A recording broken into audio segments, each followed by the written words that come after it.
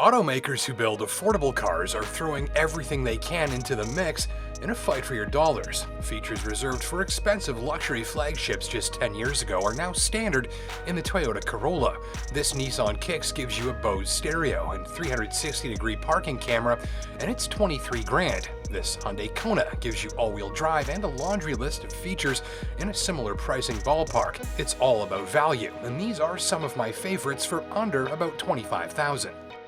And today I've got another one for you to check out, and especially if you want something from the sort of low to mid $20,000 range that really knocks it out of the park when it comes to looking and feeling more expensive than it is. This is the brand spanking new Mazda 3.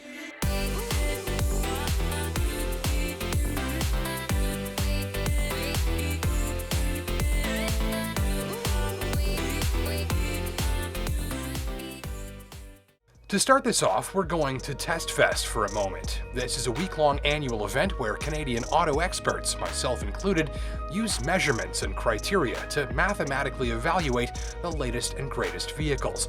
It's part of the Canadian Car of the Year Awards program, and it's a data-driven testing event like no other.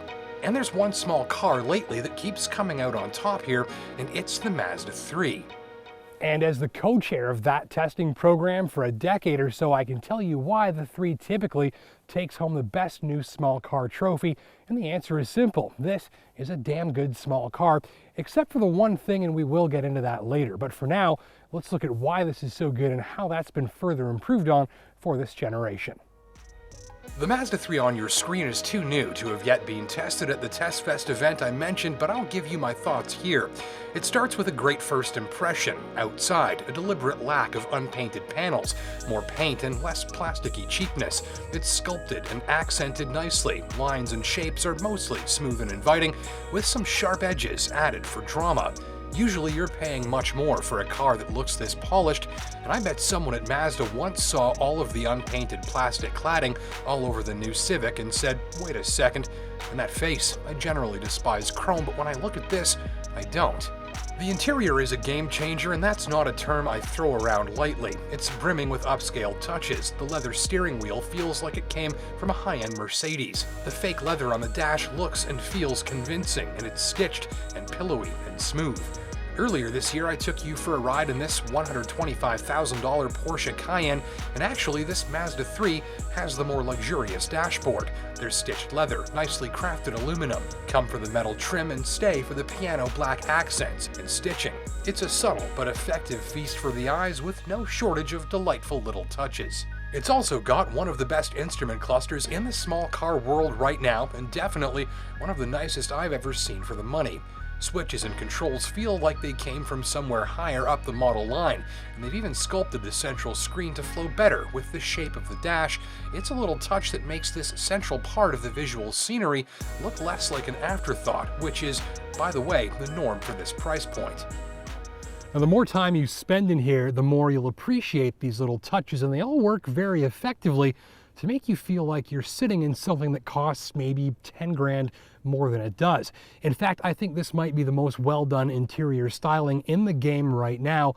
And given that this is like a 23 grand car, I also wonder if it might make some pricier entry luxury models step up their game a little. To put it simply, if there's a better looking or better feeling cabin at this price point right now, I don't know what it is.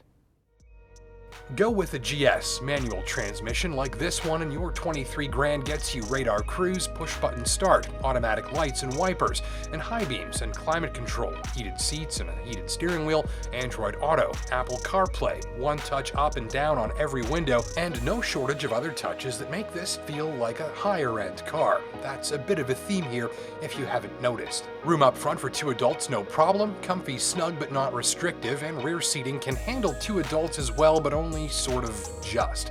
For stacks of rear seat legroom, check out the new Jetta instead. In this Mazda 3, average-sized rear seat passengers will be fine, though claustrophobia is a possibility on longer trips. The trunk is flat and wide and deep and easy to load. Also, it's super annoying because there's no trunk release on the trunk, and because the remote key fob release won't work if the engine is running for some reason, so you'll need to use the button on the dash just like 2005. I do like that they installed a trunk closer handle because many cheap cars today don't. My tester ran a 2-liter 4-cylinder Skyactiv engine that uses some trick engineering to try and give you something fun to drive and also silly good on fuel. Mission accomplished on that front. She's got a small tank, but also she sips fuel, so you get plenty of range for a day-long highway trip with fill-ups that are quick and cheap.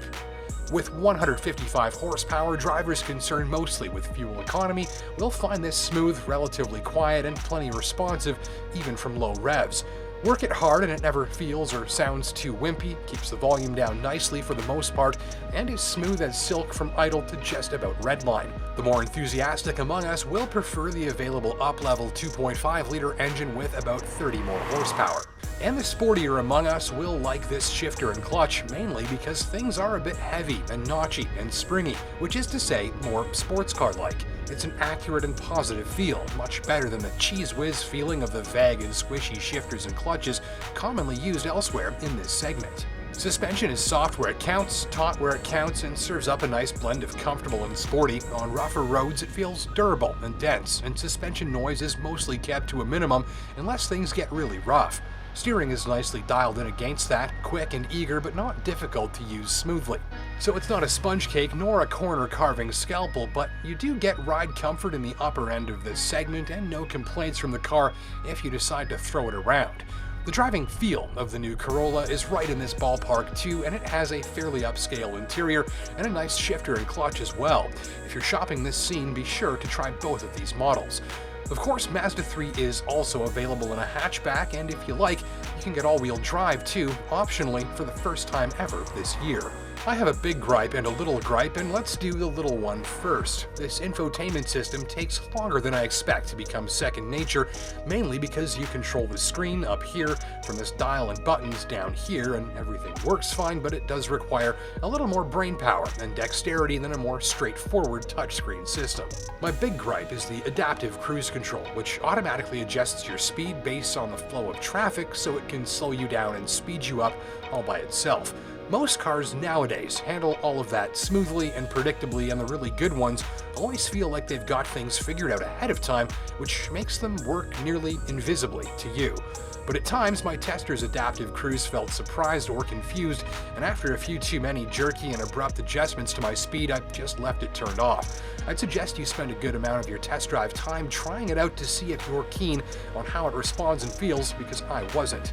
Is this the best car in this segment right now? Maybe so, maybe no. There are bigger cars, sportier ones, more comfortable ones, and other ones with all-wheel drive. And for car-like pricing, you can of course have something more crossover-ish, like this Jeep Renegade or that Hyundai Kona I mentioned earlier.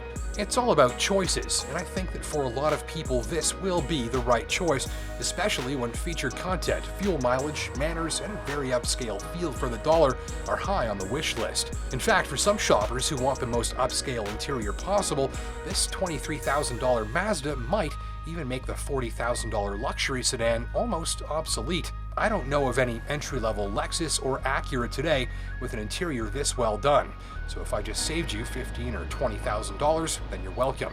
Thanks for watching.